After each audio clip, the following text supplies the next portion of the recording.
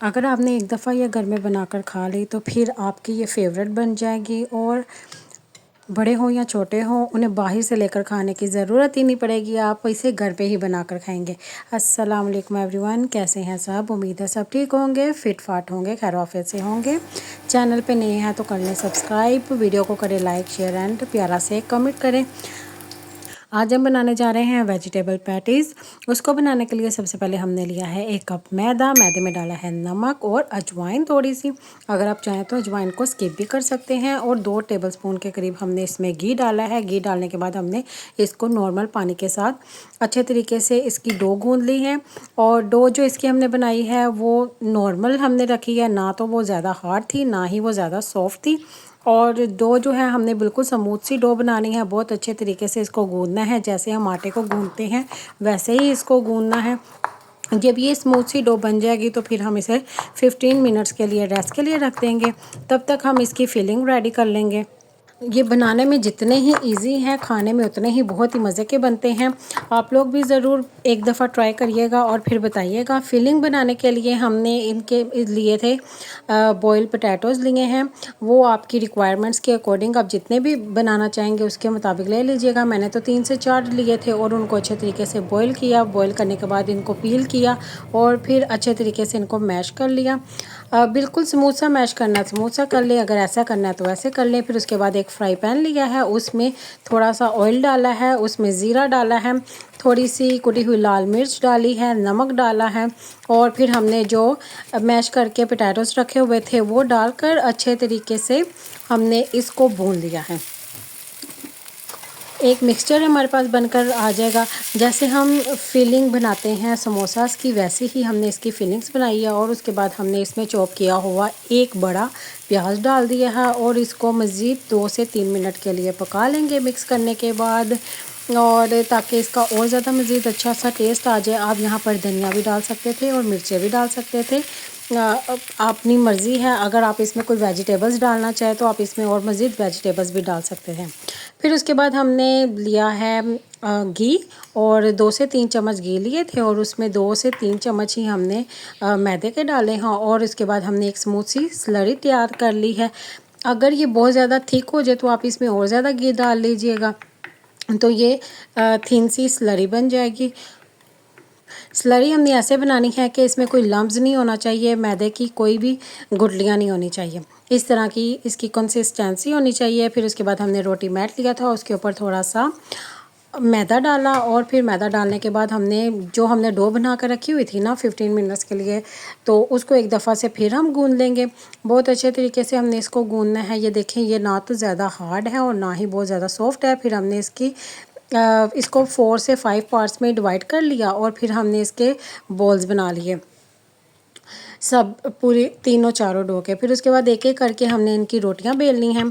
छोटी छोटी सी हमने इनकी रोटियां बना लेनी हैं, चारों की चारों डोज की। आप ज़्यादा भी बना सकते हैं, कम भी कर सकते हैं, लेकिन मेथड यही होगा। फिर हमने इन चारों की रोटियां बनाई हैं। रोटियां बनाने के बाद हमने क्या किया है, जो हमने स्लरी बनाकर रखी हुई थी घी की और मैदे की, वो एक रोटी के ऊपर हमने उसको इवनली स्प्रेड कर देना है बहुत अच्छे तरीके से। चारों तरफ उसके रोटी के ऊपर लगा लेना है। और फिर उसके ऊपर हमने जो दूसरी एक रोटी बनाकर रखी हुई है वो उसके ऊपर रख देनी है। और इसी तरह हमने 1 बाय 1 करके सब की सब रोटियों के ऊपर लगा लेना है, सेम ऐसे ही जैसे आपको दिखा रहे हैं। और ये देखें, इस तरह फिर दूसरी रोटी के ऊपर हमने लगाया। फिर इसको भी अच्छे तरीके से फैला लेंगे। फिर इसके ऊपर एक रोटी रखेंगे, फिर चौथी के ऊपर भी इस तरह करके फिर उसके ऊपर भी रखेंगे।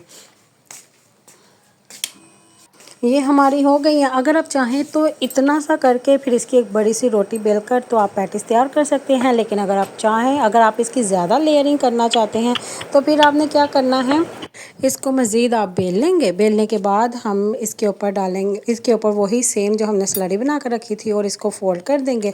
फिर इसके ऊपर स्लरी लगाएंगे और फिर इसको फोल्ड कर देंगे। और इस तरह हम इसका ना ट्रायंगल सा बना लेंगे, स्क्वायर सा बना लेंगे। और फिर हम इसकी रोटी बना लेंगे, बड़ी सी रोटी बनाएंगे। और रोटी बनाने के बाद हम इसको बॉक्सेस में कट कर लेंगे, ट्रायंगल्स में कट कर लेंगे। जो भी आप शेप बनाना चाहें आप उस शेप में कट कर लिएगा। मैंने इसकी ट्रायंगल ही ज़्यादातर हम देखते हैं जो पैटीज होते हैं, तो मैंने उसी तरह बनाए थे। सेम इस तरह हमने कटिंग की और कटिंग करने के बाद साइज़ आप देख लें, आपकी मर्ज़ी है छोटे बनाने हैं या बड़े बनाने हैं। जो हमने फिलिंग बना कर रखी हुई थी वो इसी तरह एक एक के बीच में रख देंगे और फिर हमने इसकी एक पकड़ना है और उसकी साइडों पे हमने लगानी है पानी और फिर उसके बाद हमने इसको फोल्ड कर देना है। आपने ये एहतियात करनी है कि जो इसके किनारे हैं उसको बहुत ज़्यादा हार्डली प्रेस नहीं करना, सॉफ्टली आपने हल्का सा बस इसको प्रेस कर देना और वो आराम से बंद हो जाएंगे। इसकी लेयर्स जो बन रही हैं ताकि वो ख़राब ना हो। ठीक है, इसी तरह कर कर के हमने सारे के सारे ये पैटीज़ बनाकर तैयार कर लिए हैं। 1 कप मैदे में जितने भी आपके बनकर तैयार होते हैं। फिर हमने एक कढ़ाई ली, कढ़ाई में तेल लिया, तेल को गर्म होने दिया।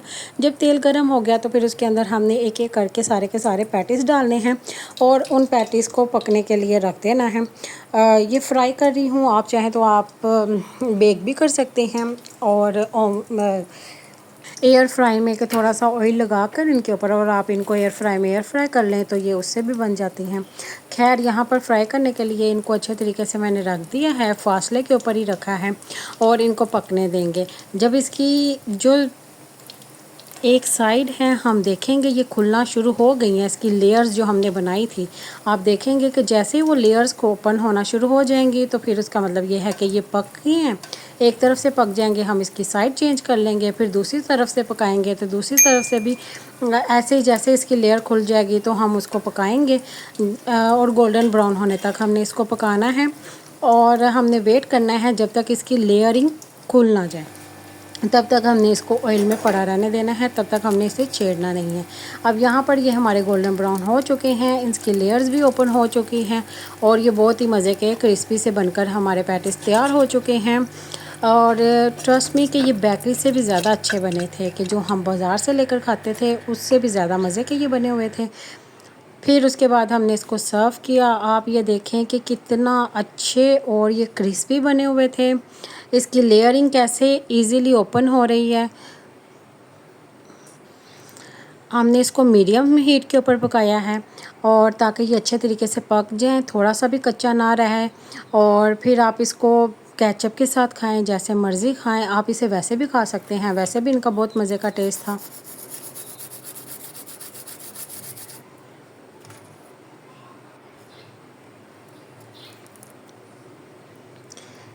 सारी की सारी लेयर्स जो हैं इसकी अलग अलग हो रही हैं और तोड़ने पे आप इसका क्रंच भी चेक कर सकते हैं कि किस कदर ये क्रिस्प है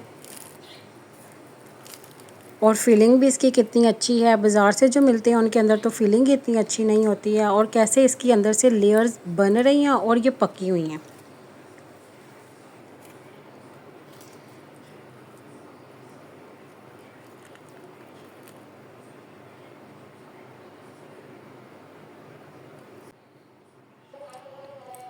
thank you so much for watching my video. दोबारा फिर आइएगा। अल्लाह हाफिज़, बाय बाय।